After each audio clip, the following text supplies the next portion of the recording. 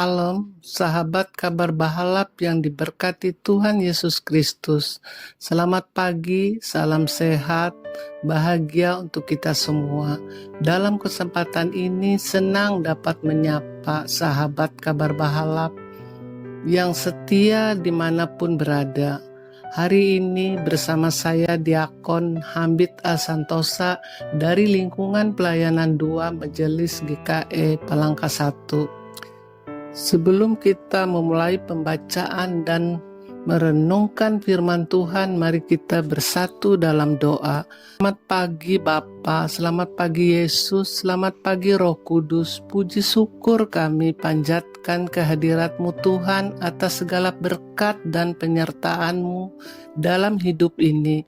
Sekarang kami ingin membaca serta merenungkan firman-Mu. Biarlah firman Tuhan dapat bekerja sesuai kehendak Tuhan dan dapat menjadi petunjuk dan penolong bagi kami dalam menjalani hidup ini tiap-tiap hari. Terima kasih Tuhan, hanya dalam nama Yesus Kristus Tuhan kami.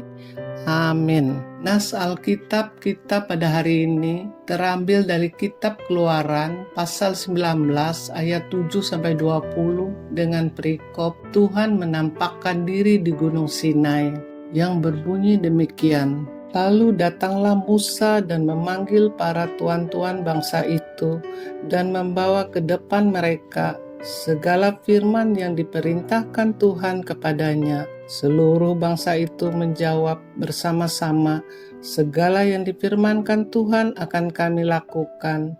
Lalu Musa pun menyampaikan jawab bangsa itu kepada Tuhan. Berfirmanlah Tuhan kepada Musa, sesungguhnya aku akan datang kepadamu dalam awan yang tebal, demikian maksud supaya dapat didengar oleh bangsa itu apabila aku berbicara dengan engkau, dan juga supaya mereka senantiasa percaya kepadamu. Lalu Musa memberitahukan perkataan bangsa itu kepada Tuhan. Berfirmanlah Tuhan kepada Musa, pergilah kepada bangsa itu, suruhlah mereka menguduskan diri pada hari ini dan besok, dan mereka harus mencuci pakaiannya menjelang hari ketiga. Mereka harus bersiap, sebab pada hari ketiga Tuhan akan turun di depan mata seluruh bangsa itu di Gunung Sinai. Sebab itu haruslah engkau memasang batas bagi bangsa itu berkeliling sambil berkata, jagalah baik-baik, jangan kamu mendaki gunung itu atau kena kepada kakinya. Sebab siapapun yang kena kepada gunung itu, pastilah ia dihukum mati. Seorang pun tidak boleh merabanya, sebab pastilah ia dilempari dengan batu atau dipanahi sampai mati. Baik binatang, baik manusia, ia tidak akan dibiarkan hidup. Hanya apabila sangkakala berbunyi panjang, barulah mereka boleh mendaki gunung itu. Lalu turunlah Musa dari gunung mendapatkan bangsa itu. Disuruhnyalah bangsa itu menguduskan diri, dan mereka pun mencuci pakaiannya. Maka kata Musa kepada bangsa itu, bersiaplah menjalani hari yang ketiga, dan janganlah kamu bersetubuh dengan perempuan. Dan terjadilah pada hari ketiga, pada waktu terbit fajar, ada guruh dan kilat dan awan padat di atas gunung dan bunyi sangkakala yang sangat keras, sehingga gemetarlah seluruh bangsa yang ada di perkemahan. Lalu Musa membawa bangsa itu keluar dari perkemahan untuk menjumpai Allah, dan berdirilah mereka pada kaki gunung. Gunung Sinai ditutupi seluruhnya dengan asap, karena Tuhan turun ke atasnya dalam api. Asapnya membumbung seperti asap dari dapur, dan seluruh gunung itu gemetar sangat. Bunyi sangkakala kian lama kian keras. Berbicaralah Musa, lalu Allah menjawabnya dalam guruh. Lalu turunlah Tuhan ke atas gunung Sinai, ke atas puncak gunung itu. Maka Tuhan memanggil Musa ke puncak gunung itu, dan naiklah Musa ke atas Demikianlah pembacaan firman Tuhan. Berbahagialah kita yang mendengar firman Tuhan dan melaksanakannya di kehidupan kita tiap-tiap hari. Amin. Sahabat kabar bahalap yang dikasihi, yang diberkati Tuhan Yesus Kristus, saya akan membacakan renungan yang ditulis oleh Pendeta Chandra Oktaberi STH. Mari kita dengar bersama. Tujuan Allah menyatakan dirinya kepada umat Israel saat itu adalah supaya umat Israel mengenal sungguh-sungguh siapa Allah, yang kepadanya umat diikat dalam perjanjian. Itulah sebabnya sebelum Allah menyatakan dirinya kepada mereka, mereka perlu mempersiapkan diri dengan sungguh-sungguh, dengan menguduskan dan membersihkan diri. Artinya Allah ingin menyatakan Ia adalah pribadi yang kudus dan suci, sehingga Ia tidak boleh dihampiri secara sembarangan.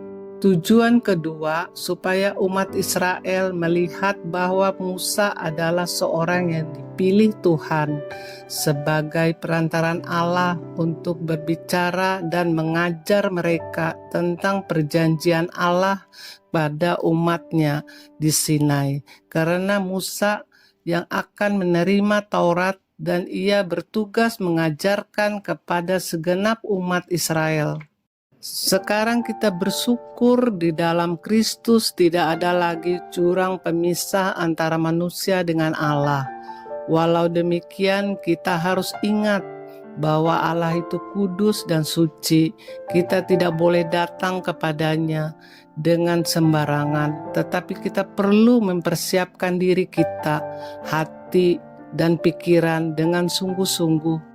Misalnya dalam beribadah, apakah sikap kita menghormati Tuhan atau kita malah memikirkan dan melakukan sesuatu, contohnya main HP misalnya. Demikianlah renungan firman Tuhan untuk kita hari ini. Tuhan memberkati kita melalui firman-Nya. Amin. Jemaat yang dikasihi dan diberkati oleh Tuhan kita Yesus Kristus, mari kita berdoa.